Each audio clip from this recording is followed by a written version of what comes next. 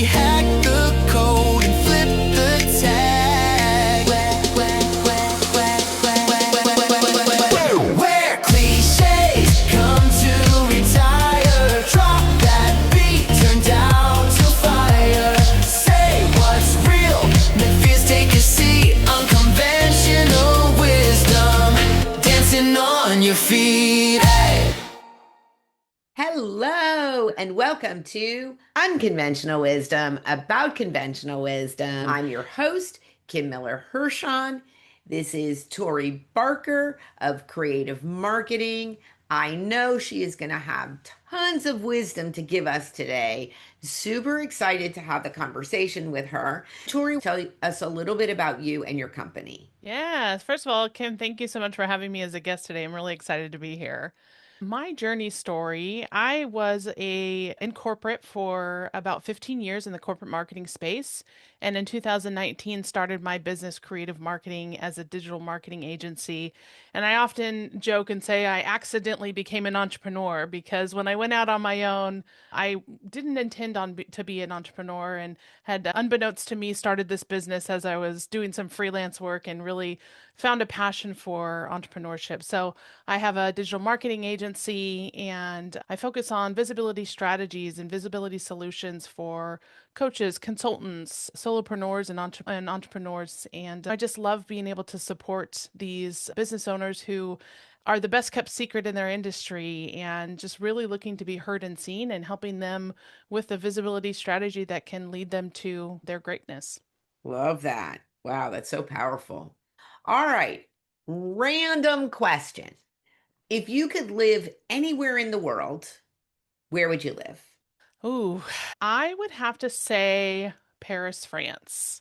And so for me as a kid growing up, I've always had a fascination with Paris. I've never been to this day yet, but there's so much about Paris, France, and the culture, the architecture, the art, the environment that I can just imagine it would be like to live there. And I've talked to many people who visit there often or who summer there and that sort of thing, and they just say it's magical. So I have a feeling that if I could pick somewhere else to live, that would probably be a good one for me.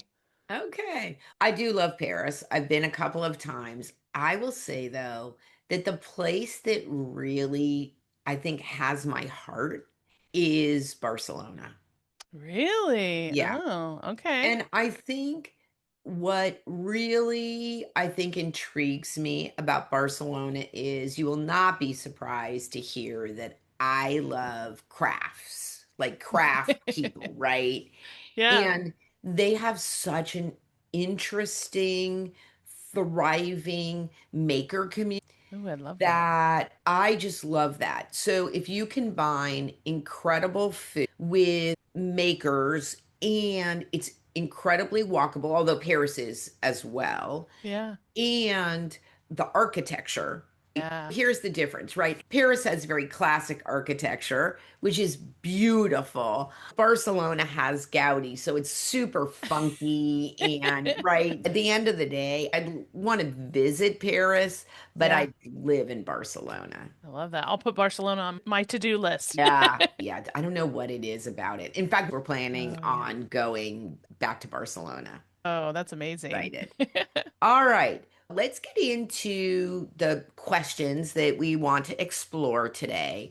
And Sure. my first question for you, and I always think it's an especially interesting question for somebody who started out in corporate and climbed the corporate ladder and then went off to Yeah. be an entrepreneur. So, what's one piece of conventional business wisdom that you believed in early on that you came to believe does not really serve you?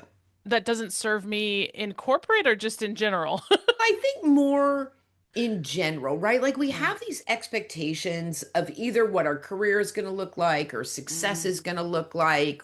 And I think oftentimes in corporate, it's prescribed. Yes. And then you're like, yeah, that doesn't actually really work for me. Yeah, the first thing that comes to mind for me, I think, would be almost lean into innovation and being nimble because I feel like no matter if you're in corporate or an entrepreneur, you can have a plan. And the plan is not always going to go to plan because I feel like there's so many things that you need to be able to adjust, pivot, innovate as you're going, as you're learning, growing personally and professionally. I think there's so many things that can be said for being able to make a change and pivot to match either where you are personally in your journey or whatever role that you're in corporate or as a business owner. Okay, let me ask you this. When, either from your family of origin or when you went to work, what did you think was going to make you successful? Actions or beliefs did you have that you thought would make you successful? Yeah, I always believed that hard work would get you recognized. I come from a very blue collar family. My dad was in construction, my mom was a teacher. I didn't have anyone around me who was climbing a corporate ladder or starting a business. And so I was always instilled, and you work hard, you put in your time, and you'll get recognized for that hard work. And interestingly, when I came into corporate and honestly being a female in corporate, proposed its own challenges because not I would work hard, I would do what I was supposed to do, I'd go above and beyond, and it wouldn't always get recognized. And Mhm. the next level of growth wouldn't always be given to me because of that hard work, even though I was qualified and overqualified. So that was something that was really instilled in me, which obviously is great. You need to work hard, but you also have to understand that there's some other traits that I think you need to have in order to be successful outside of just working hard, doing your job well. I would agree with that. I think you can work hard and all you have potentially from that is having worked hard. It is not necessarily going to get you where you need to go. And Yeah, here's another thing. And you tell me what you think about this. sure. So, the other thing I would say about that is that we label a lot of things as hard, right? Yeah, true. And it's funny, I feel like I'm dating myself, but I had this thing for years that I hated going to the post office. Okay. Yeah. That just like the idea of standing in line and like to mail a package or buy stamps or whatever it is that I needed to do or even pick up a package. It just felt like like a total waste of time, except of course you can't accomplish whatever you need to accomplish unless you do it. And so I would be like, "Oh my God, it's so hard to go to the post office." True. And over time, I think what I realized is that the story I tell myself about what is actually hard, I think is really relevant to how much success I have or how happy I am about my life. My dad passed away earlier this year. That's Mm, hard, yeah. right? Going to the post office, it may be inconvenient, but Yeah. I think, at least for me, and with a lot of my clients, we've worked on this. Let's have a little perspective here, Yeah. Yeah, right? absolutely. It's really interesting, right? Because before you and I we were chatting a little bit, and I was saying, oh my God, I've been like running around, right, all morning. And I don't know if you're watching on video or you're listening, but I didn't have my lipstick on, and I had to go run put lipstick on before we did this. Yeah. And I have to really, everything that I did this morning, I chose. Yeah. 100%. I actually had a plan. If I'd executed the plan better, I would have actually been off my prior meeting 10 minutes beforehand, and I would have had the break that I needed in order to be ready for this, right? Yeah. So I think by taking responsibility for that, it really, first of all, it puts the onus where it is, right? Because it's hard thing is something we can't control. Yeah. Yeah. So if I say, okay, listen, this morning felt a little bit like I'm trying to figure out how to say this without swearing. It felt a little chaotic. Okay. It felt a Yes. little chaotic. Those were lots and lots of choices that I made. Yeah. So if Yeah. I don't want it to be so chaotic, I need to plan and I need to execute my plan differently. Right. Yeah. Yeah, I don't mean Absolutely. to be on my soapbox about this. It was not at all about what you were saying, but just my tangent about that. is just, I think the word hard is a really interesting word, right? Yeah. And just in the entrepreneur world, right? I think bandying that about without really thinking about how it affects your own mindset Yeah. Yeah. is the potential danger. Yeah, and I think to be honest, like hard is different for different people, There you right? go. So what I consider to be hard may be not so hard or even harder for somebody else in reality. And it's all about perspective. And like you said, I think one of the things that I do oftentimes is like, this feels hard or this feels like the worst thing that could have ever happened type of situation. And often it's only in your head that you have these conversations. Yeah. And then when I find myself thinking those types of things, I really try to put into perspective, okay, what's the worst that could happen? You go on a sales call with somebody and you're nervous about pitching your service or trying to get their business. What's the worst thing that can happen? They say no. Okay, you move on to another one. It wasn't a Right. good fit. It wasn't the right time. It probably has nothing to do with you. It's something that's going on in their choices or whatever business, whatever it might be. So I think it's boils down to perspective and really understanding how to push yourself past hard times and what you consider to be hard if it really truly is hard. And then oftentimes, what I will say to myself is if it wasn't hard, what would be the next thing you would do? What's the Yeah. next step? If I didn't have a story about this, Yeah. what would I do next? And I think sometimes that's super helpful. Okay, great. Oh, it's funny because the next question goes a little bit not about hard, but just related to this, which is you've created this successful business. People, right, like little fledgling marketing people look up to you and it's like, how can I create that? What is one thing on the inside that you still wrestle with? Yeah. There's always something, right? But I think for me in the current journey that I'm in is true self-confidence. And I think on the exterior, I come across as more confident than I may be. I feel challenged because it's almost like you feel that imposter syndrome, if you will. Like I've got 20 plus years experience in marketing. I know what I'm doing in the marketing space. I can execute, I can strategize, I can consult, I can coach.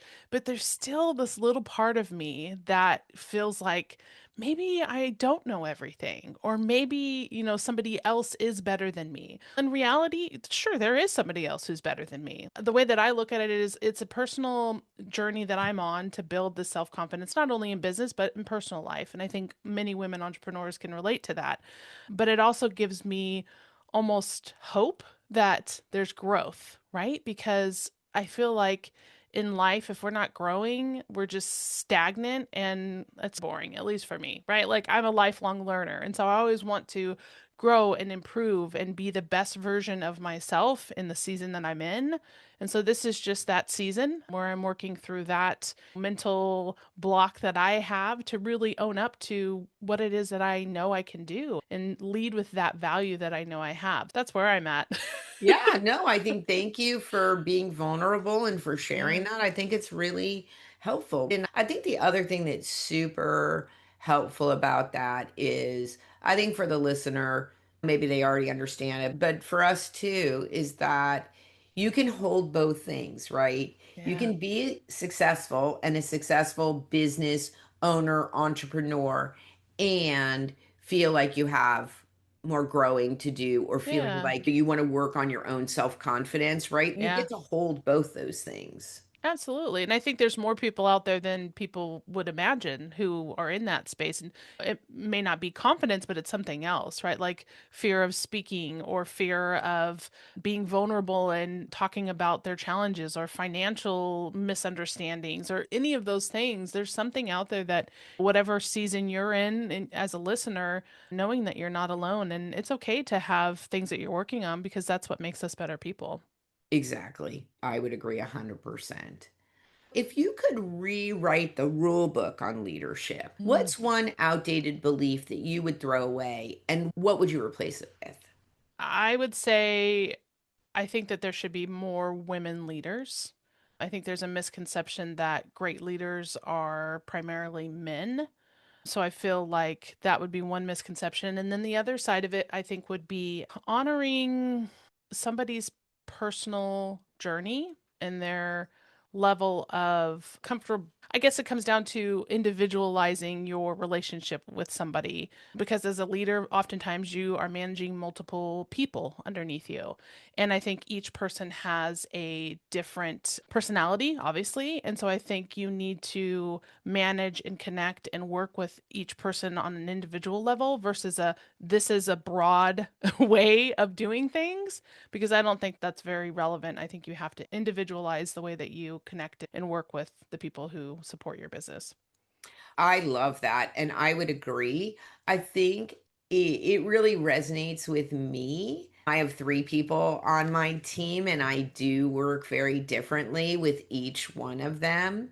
And Yeah. I think probably the hardest thing for me as a leader in regards to what you're talking about, like personalizing, is being really clear about where the company is going and you as the leader, if people are supporting you, what you want and need and how you like to work. Yeah. But also, very much to your point, instead of just saying you have to do it this way, it's fine to say this is how I would do it. But I think oftentimes a much more interesting conversation is, Yeah. so here's what we need to accomplish. How does it work best for you? Yeah. How would you set this up? I think that those are really interesting things. And if you're not paying attention, very easy just to say, you need to do it my way. Right. Yeah, and I think that too, to your point, not just saying you need to do it this way, this is the outcome that I'm looking for, but really giving people the autonomy to come up with maybe a unique approach or a better approach to getting to the end goal that you're looking for. Because sometimes we see things differently and other people see things differently. And so bringing in their perspective to solving a problem can really make a big difference in what you're trying to reach. I agree with you 100%. And here is the other thing, because I have an online coaching group that I am doing right now. And we are working on this because here's the trap. The trap is I started my business, I grew my business doing whatever the service Right. is that we offer, Hmm. right? And I now have hired people to help me, and I still have my hand in doing the business, right? Yes. And there is a point at which you need to be in your unique genius. Mm. You need to be the one doing what nobody else in your company can do, Yep. because there's a point at which the company can't grow without you doing that, right? Yeah. Or if it continues to grow, you are oversubscribed. Yeah. And you become the bottleneck, right? You That's right. become the bottleneck for the growth because you're too busy trying to micromanage or to have your hands in something that the other team members fully capable of doing. You wouldn't have hired them or brought them on if they couldn't do it. You've got to get out of your own way and like you said, stand in your zone of genius and what's the role that you need to play Right. in order to grow your business so that you can be successful beyond where you are at that point. That's right. Okay. And now I'm going to get on my high horse. Evidently, I'm just riding a horse today. What can I tell you? All right. Here is my other crazy making thing. All Yeah. right. I was listening to the radio the other day when I was driving, and the DJ, I don't even know what the context of the conversation was. And frankly, it doesn't really matter. But he was talking about he's loading the dishwasher correctly. Okay. And that his wife has sent him YouTube videos about how to load the dishwasher correctly. Yes. Okay. I was so triggered that I had to actually turn the radio off. Because here is my take on this. Yes. That is total BS. Okay. The outcome is clean dishes and stuff doesn't break. And frankly, if you want somebody else to do the job and you get the outcome, how things are on each rack, if that's important to you, then that is your job, not Yeah. somebody else's, Yeah. right? I love that analogy, and I can totally relate because in my relationship, I'm the one who's I call it Tetris, right? Like I can load the dishwasher like I'm playing Tetris and I can maximize the space but then when my spouse does it, it's not exactly the same. But then like you said, if I want the same outcome and I don't want to do it, why not let them do it? So it's so funny because at some point I just have to let go. It's That's okay. right. That's right. Okay, it And gets the point across, right? I get that's clean right. dishes. And I think we need to do that for the people who work for us. And frankly, you need to do it for your partners and your kids and all the other people in your life. I know that this is a little bit of an exaggeration, but I really liken it to, frankly, who died and made you God? Yeah. Made you the arbiter of like all the rules and what is right. Yeah. Really, if it is that important to you, then do it yourself. Right. And do it honestly, because not with resentment. You don't do it and say, I'm mad and I'm doing this because you Yeah. couldn't do it right. If you want it done the way you want it done, then you do it Yeah. and you're like, yay, it's done how like it's beautiful and I Take love it. ownership. Yeah. And it makes me so happy, right? Yeah. Yeah. Yeah. And you are talking to somebody who has been married for 40 years. So I know from whence I am speaking, right? Yes, you have Yeah. the experience. I have the experience. And yeah. So it just makes for happier everybody. Yeah. Yeah, exactly. There's not one Um, way to do something is I guess yeah. the synopsis of the story.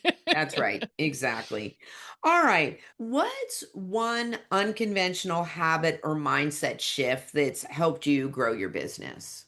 That's a very good question. I think, yeah, so what I would say an unconventional approach that I didn't think was possible, but it's almost like slowing down and not getting myself caught in the hustle. And I'll give you an example because from coming from 15 years working in corporate, I had habits that were instilled in me and how I started my workday. And so every time I would get to work, I would put my purse down in my cubicle, I would go get some coffee, I would sit down, I would check my email, I would start on the tasks that I had assigned or whatever it was. And when I became an entrepreneur, I found myself falling into those same habits. I would usually take the kids to school. I'd come home, I'd get my coffee, sit down on my computer, check my email, and then start working on the biggest fires that were in front of me. And I found myself in this kind of like anxiety, feeling that I was trying to always catch up. And what I found is when I would stop and switch the approach of how I start my day, either sitting quietly for 10 minutes, reading a book or a chapter or a couple pages, writing something in a journal, meditating, just clearing my mind, whatever it is, and then allowing myself to get into what I needed to do for the day really changed so much in my approach to business, the way that I feel about my business and the work that I do and how I can show up when I give myself that time to slow down and really be quiet and listen to my inner intuition. I think that's been the biggest change for me. Tori, I love that. You know what it reminds me? I like to call it my job. Yeah. I can recall a day, it was the middle of the day, and I don't even know what I was thinking. Like something popped up on my computer and said, there's an update. Do you want an update? Yeah. So I just press yes. I just Yeah. wasn't thinking, right? It's like a 20-minute. It was like it must have been a whole new operating system, right? A new version that they were Yeah. uploading. And so I was waiting. You're just like, what do you do? I took my Kindle out, right? And I was reading, and my boss came into my office, Yeah. and I felt like a little kid getting caught, like doing something wrong. Yeah. Yeah. And I think that and it really stuck with me. And when you were talking about that, I was like, yeah, not every corporate situation, but if you got to work and you sat there for 10 minutes, 15 minutes, 20 minutes and did nothing, Yeah. right? Like that actually is not going to be looked upon in No. a positive, No, not at all. Yeah. right? Yeah, I that, often felt like I had somebody looking over my shoulder and right. making sure I was doing the right things. And you find yourself in those moments too, where you have, am I doing enough? Have I done all the right things? Did I say the right things? Like it's almost like this weird subconscious that you have to recognize and push away because in the entrepreneurial space, it doesn't serve you well. And I think, to be honest, I think in corporate, there should be a little bit more, I don't know, lack situations. I don't know how you would do it, but it's like you see both sides of it, right? Somebody's there from 8 to 5, and that's work hours, right? But there's also so much that goes into human individual. You can't just choose to treat somebody like they're a worker bee, right? They have personal lives, they have mental challenges, they have bad days, good days. There's things that are going to happen that you have to understand. You know what's really interesting, and I'd be curious to get your take on this, is that I had a guest on the podcast, Esther Polson. They do outsource marketing, but they're on like the marketing operations Okay, yeah. side. And she's got a really big company. Yeah. What's very interesting about her point of view, and I'd never heard it said like this before, is that her thing that she would throw out the window, right? The Yeah. is that this idea of we're all family. Oh, And yeah. isn't that interesting, right? Because it Yeah. sounds so appealing. Right. But to connect it to what you just said, is that what she was saying is that if we are all family, then when I ask you to do an assignment or to work extra hours or all the other sort of demands that we have of people, then Yeah. because we're family, the expectation is that you do that, right? Yeah. And isn't it interesting how no, this is work, Yeah. and then you go home to your family, and they're really very separate things, which Yeah. doesn't mean that we don't create a caring culture and that but there are boundaries, right? Yeah. That Absolutely. often are not well defined in families. Yes, that is true. Yeah. And I think the other thing too is that when we say that our employees, we are like family, here's the thing. A lot of people have really dysfunctional families, That's true. right? Yeah. And so I think it really resonated with me in a way like I'd never thought about that before Yeah. Very true. in that way. And so I think the difference too, I think in corporate, like what you're talking about and being an entrepreneur is that that idea that I was saying before about like feeling like I got in trouble or that I had to act a certain way, some of that really has to do with they give you your paycheck. Yeah. Whereas in your entrepreneur, it's a very different, right, relationship with money and clients and so forth. Definitely. Yeah. Yeah. It's so interesting to just, and I'm sure that there are, like you said, there's different corporate organizations that may not have that situation. They're very open or they're very flexible or they have Hmm. different cultures. Hmm. But I think more often than not, I hear situations and conversations like what you and I shared. Yeah. You know what's really interesting is that somebody asked me recently, how many hours do your employees work? And I'm Yeah. like, I actually have no idea. It's a little bit different because if you have somebody who's a receptionist, right, that's a different thing, right? Yeah. But I pay my people to do a job Yeah. and they just need to do that job. And so, as long as they do that job, now, on the other hand, what I am constantly being careful about is that I'm not loading too much on them Mm. or taking advantage on the other end, right? Then I need to pay them. If they agree to do it, then I need to pay them more to do this expanded role. Yeah.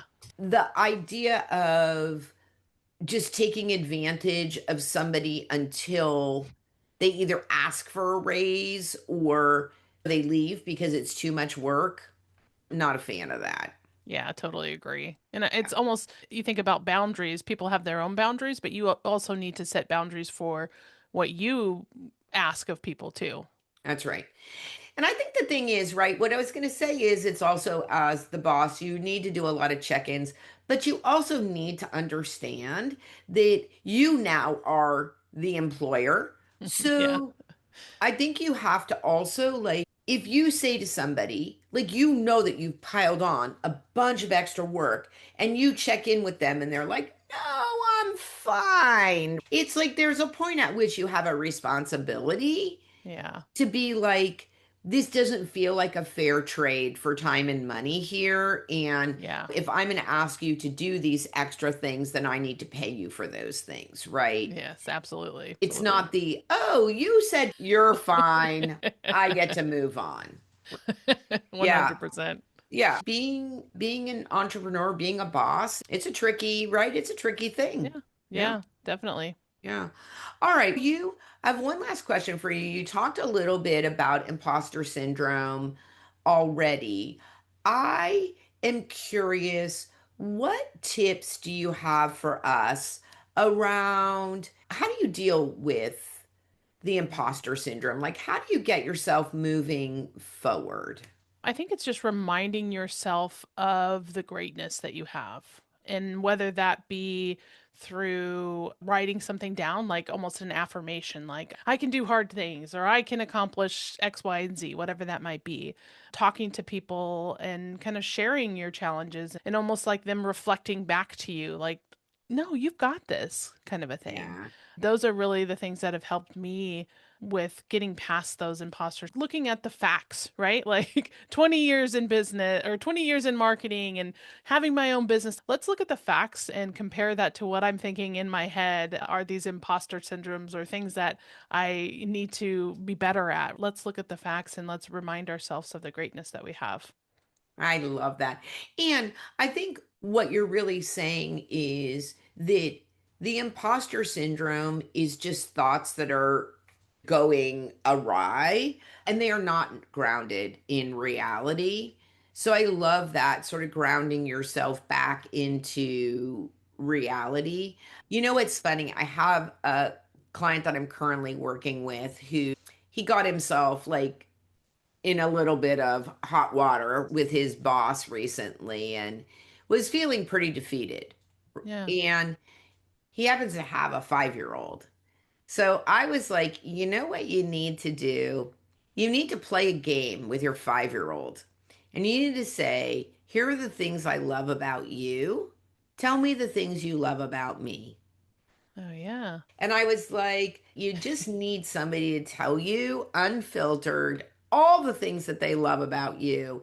And I Yeah. guarantee you it will lift you. Right? Absolutely. Yeah. Yeah. I'm glad to report that he's taken some very good steps forward. So happy That's about that. fantastic. Yeah. Yeah. All right. Actually, you know what just occurred to me? What's that? This would be fun to do for those of us who have trained our either chat gpt or whatever other gemini or copilot or whatever you use.